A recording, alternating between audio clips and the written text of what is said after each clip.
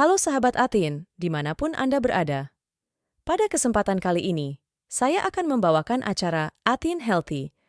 Di acara Atin Healthy kali ini, saya akan membahas tentang 10 mitos seputar kesehatan yang beredar di dalam masyarakat Indonesia. Sahabat Atin, jadi mitos yang pertama adalah saat menstruasi tidak boleh keramas. Banyak masyarakat beranggapan bahwa saat wanita mengalami haid atau menstruasi, selama proses tersebut tidak boleh keramas. Jadi, ada yang beranggapan jika keramas nanti darah kotornya akan berhenti atau tidak mau keluar lagi. Atau ada juga yang beranggapan bahwa kalau keramas pada saat menstruasi, maka esoknya nyeri haid akan terasa jauh lebih sakit. Ada juga yang beranggapan apabila keramas, nanti bisa jatuh di kamar mandi karena pusing atau sakit kepala. Sebenarnya hal itu tidak ada hubungannya. Untuk masalah pusing atau sakit kepala, mungkin beberapa wanita akan mengalami hal tersebut dan mungkin mengalami nyeri. Jadi, hal ini bisa diperbaiki dengan mengkonsumsi makanan yang mengandung nutrisi. Dan Anda bisa berolahraga secara teratur. Dengan Anda berolahraga secara teratur, maka ambang nyeri menstruasi Anda akan meningkat sehingga Anda tidak mudah nyeri saat menstruasi.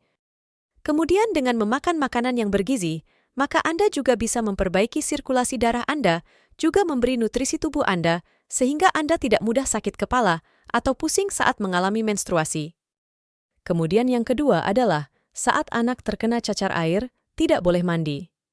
Jadi, sekali lagi ini mitos ya, sahabat Adhin. Pada saat anak terkena cacar, mungkin orang tua takut jika anak tersebut mandi, maka akan memperparah cacarnya.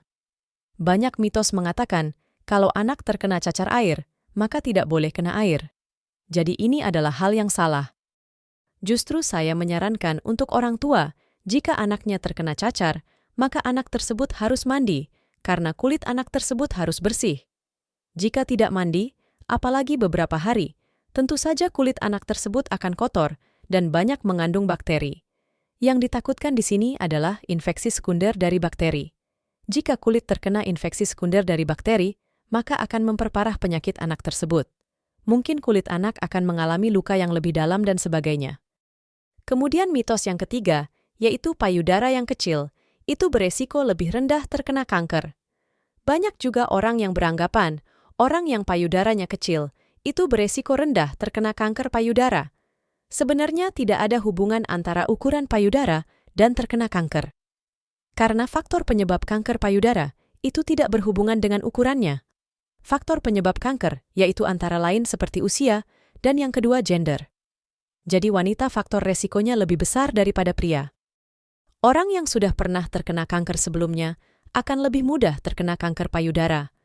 Kemudian paparan radiasi, obesitas, dan terapi hormon. Misalnya pada wanita pasca menopause.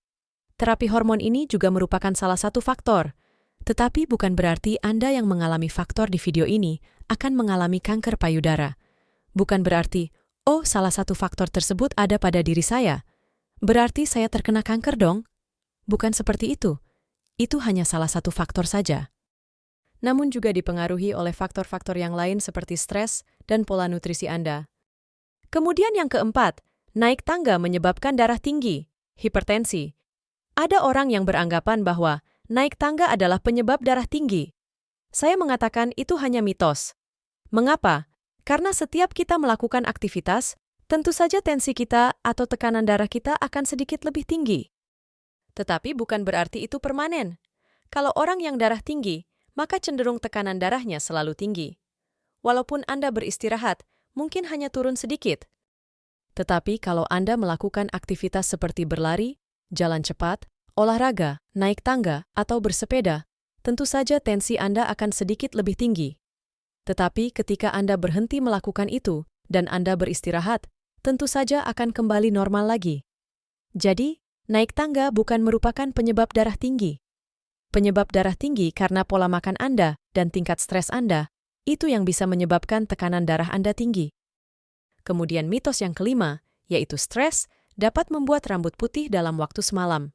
Ini juga mitos. Stres memang dapat mempengaruhi tubuh kita, dapat mempengaruhi kulit kita seperti kulit kita jadi cepat keriput, rambut kita lebih mudah rontok, lebih mudah memutih, tetapi kejadian ini tidak terjadi dalam waktu semalam. Kejadian ini butuh proses yang agak panjang.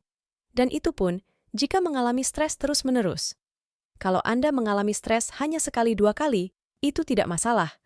Anda bisa menonton video saya sebelumnya tentang bagaimana stres dan cemas berlebihan mempengaruhi kesehatan Anda. Kemudian mitos yang keenam, minum susu soda dapat membersihkan paru-paru para perokok. Saya juga mengatakan bahwa ini mitos. Mengapa? Karena susu yang dicampur dengan soda tidak akan bisa membersihkan paru-paru Anda yang perokok. Bagaimana cara agar paru-paru Anda bersih? Yang pertama, Anda harus berhenti merokok. Kemudian yang kedua adalah, Anda harus mengkonsumsi banyak sayuran dan buah-buahan karena keduanya mengandung antioksidan. Kita mengetahui bahwa asap itu merupakan salah satu radikal bebas bagi tubuh Anda. Kemudian selanjutnya mitos yang ketujuh, diabetes itu ada dua tipe, yaitu basah dan kering. Jadi banyak masyarakat beranggapan kalau diabetes itu ada tipe basah dan tipe kering. Saya mengatakan bahwa diabetes itu sebenarnya bukan tipe basah dan tipe kering. Mungkin banyak orang yang beranggapan kalau lukanya susah sembuh, dan biasanya sampai timbul borok serta becek itu disebut diabetes tipe basah. Kemudian kalau lukanya sembuh, bagus dan kering, itu berarti diabetes tipe kering. Sebenarnya bukan itu. Diabetes ada tipe 1 dan tipe 2. Ada juga diabetes gestasional pada wanita hamil. Jadi diabetes tipe 1 itu tergantung dengan hormon insulin, sedangkan diabetes tipe 2 itu tidak tergantung hormon insulin. Diabetes tipe 2 didapat dari mana? Penyebabnya adalah pola hidup atau lifestyle. Kemudian mitos yang kedelapan adalah semua penyakit diabetes merupakan penyakit karena keturunan. Saya juga mengatakan ini sebuah mitos. Karena apa? Karena hanya sebagian kecil dari mereka yang terkena diabetes dari bawaan lahir. Banyak dari mereka yang diabetes karena pola hidup atau lifestyle. Jadi memang benar, orang tua yang diabetes cenderung anaknya juga mengalami diabetes. Tetapi bukan karena keturunan, melainkan karena pola makan mereka sama, karena lifestyle mereka kurang lebih sama. Tetapi, jika orang tua Anda diabetes, namun Anda memilih untuk hidup sehat, Anda memilih untuk mau berolahraga, menjaga pola nutrisi dengan baik dan teratur, memilih jenis makanan yang baik, maka Anda tidak akan mengalami diabetes, walaupun orang tua Anda, walaupun sampai kakek Anda mengalami diabetes. Kemudian mitos yang kesembilan, yaitu olahraga memperburuk sendi. Jadi hal ini juga mitos ya sahabat Atin. Justru olahraga akan memperkuat otot-otot Anda, dan olahraga juga membantu sendi Anda agar tidak rusak. Tetapi Anda juga harus melakukan pemilihan olahraga yang benar. Misalnya saat Anda kelebihan berat badan, Anda coba untuk berolahraga yang tidak membebani sendi lutut Anda. Jadi, olahraga itu sangat membantu kekuatan otot Anda dan justru memperbaiki sendi Anda. Anda bisa kombinasi olahraga di tempat gym dan juga olahraga kardio. Anda bisa konsultasikan dengan coach olahraga di tempat Anda. Atau Anda bisa bergabung dengan Atin School untuk sharing olahraga yang tepat untuk Anda. Kemudian mitos yang ke-10, ibu yang mengkonsumsi cabai atau lombok, maka ASI atau air susu ibunya pasti terasa pedas. Banyak yang beranggapan seperti itu. Dok, jika saya makan cabai, apakah nanti saat menyusui anak saya akan kepedasan? Sebenarnya ini adalah mitos. Jika Anda mengkonsumsi cabai, maka itu tetap tidak akan mempengaruhi rasa ASI Anda. Begitu juga dengan Anda mengkonsumsi gula ataupun garam, tidak akan mempengaruhi rasa ASI Anda. Tenang saja, ASI Anda rasanya akan tetap seperti itu dan tidak terkontaminasi dengan yang lain-lain. Sekian sharing tentang mitos yang beredar di masyarakat. Semoga Anda dapat mengerti. Semoga informasi ini dapat bermanfaat bagi Anda semua ya sahabat Atin. Sekian sharing dari saya. Jika ada pertanyaan, silahkan Anda komen di bawah. Apabila menurut Anda channel Atin ini bermanfaat, Anda bisa share ke teman-teman dan keluarga besar Anda. Salam cerdas untuk mengubah dunia kita menjadi lebih baik. Terima kasih.